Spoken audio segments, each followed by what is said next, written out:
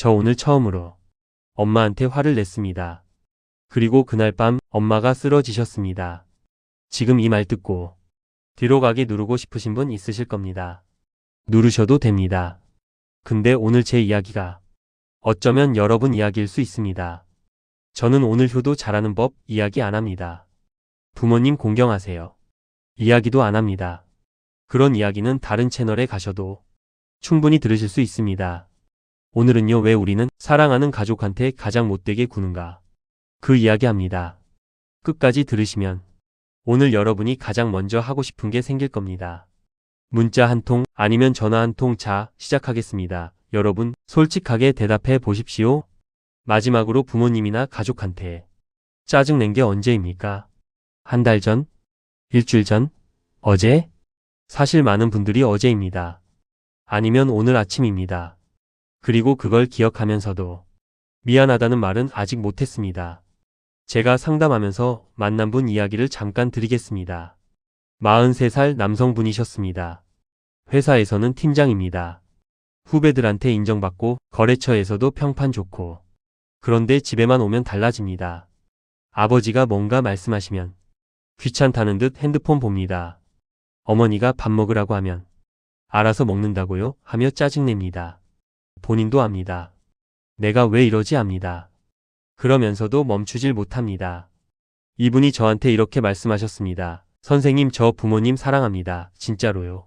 근데 앞에만 서면 제가 왜 이렇게 되는지 모르겠어요. 나중에 후회할 거 알면서도 왜 이러는지.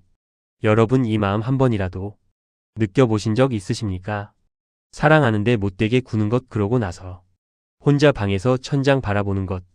이상한 거 아닙니다. 나쁜 사람인 거 아닙니다. 오늘 그 이유 정확하게 말씀드리겠습니다. 심리학의 안정기지 효과라는 게 있습니다. 쉽게 말하면 이겁니다. 사람은 절대 안 떠날 것 같은 존재에게 가장 함부로 합니다. 절대 안 떠날 것 같은 존재. 생각해 보십시오. 회사 상사한테 짜증납니까? 참습니다. 친구가 기분 나쁘게 합니까? 웃으면서 넘깁니다. 처음 만난 사람이 실수합니까? 괜찮아요 합니다. 그런데 가족은요? 아버지가 같은 말 3번 하시면 한숨이 나옵니다. 어머니가 걱정돼서 전화하시면 또라는 생각이 먼저 듭니다. 왜 그럴까요, 여러분? 그건 그 사람들이 싫어서가 아닙니다. 그 사람들이 절대 나를 떠나지 않을 것이라는 무의식적 확신이 있기 때문입니다.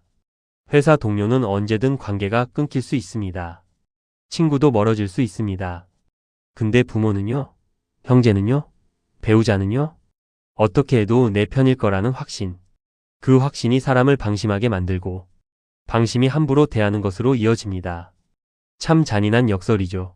사랑하기 때문에 함부로 하는 겁니다. 그런데 여기서 진짜 문제가 시작됩니다. 함부로 대해도 된다고 느끼는 건 나 혼자만의 착각입니다. 상대방은 다 느낍니다. 다 기억합니다. 그냥 참고 있을 뿐입니다. 제가 본 어떤 어머니는요. 아들이 짜증낼 때마다 아무 말씀 안 하셨습니다. 그냥 부엌으로 들어가셨습니다.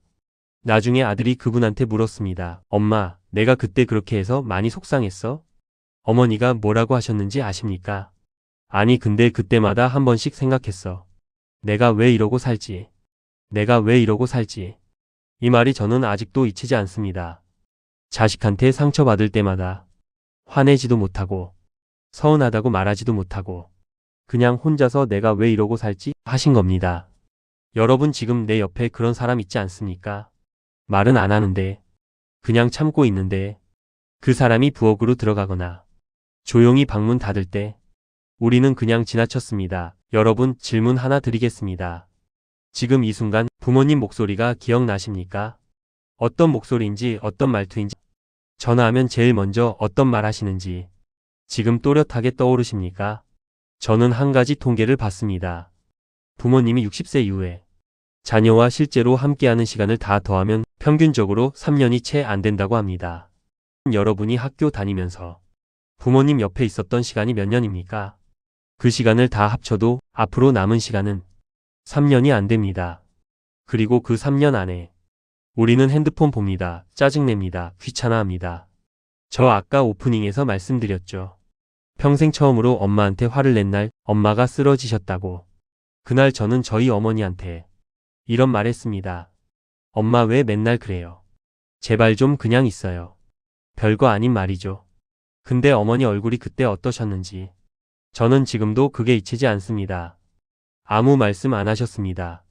그냥 웃으셨습니다. 근데 그 웃음이 웃는 게 아니었습니다. 그날 밤 어머니는 쓰러지셨고 다행히 크게 다치진 않으셨는데 저는 병원 대기실에서 처음으로 이런 생각을 했습니다.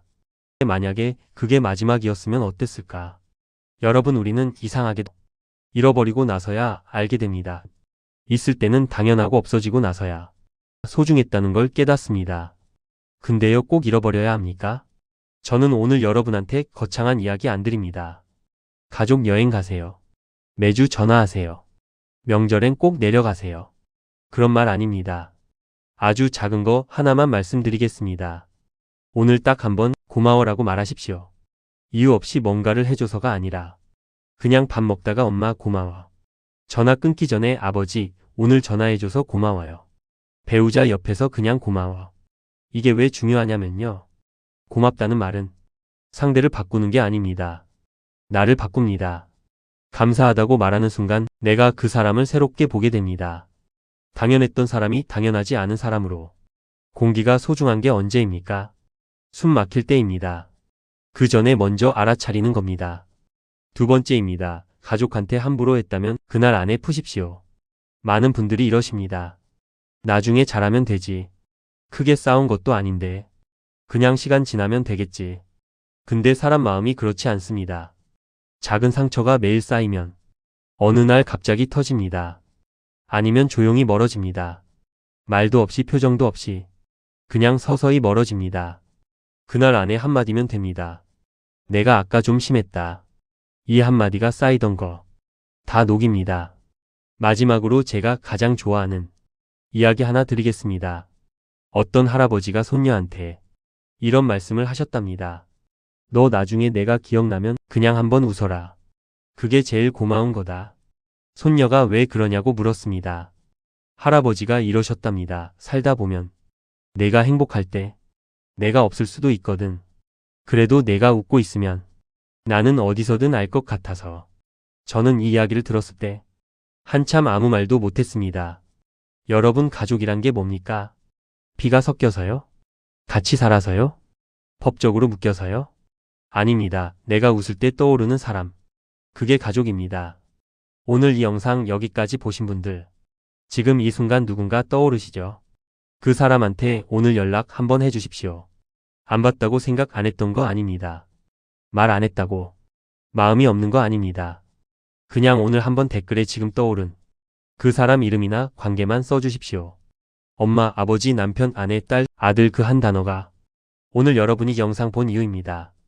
구독과 좋아요는 이런 이야기 계속 만들어 나갈 수 있는 힘입니다.